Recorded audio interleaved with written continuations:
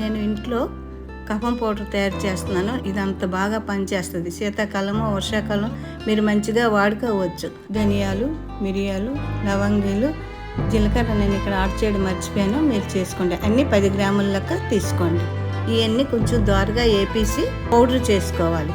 దోరగా వేపుకొని కరివేపాకు 50 గ్రాముల పౌడర్ తీసుకొని దోరగా వేపేసి ఇక పౌడర్ చేశాను.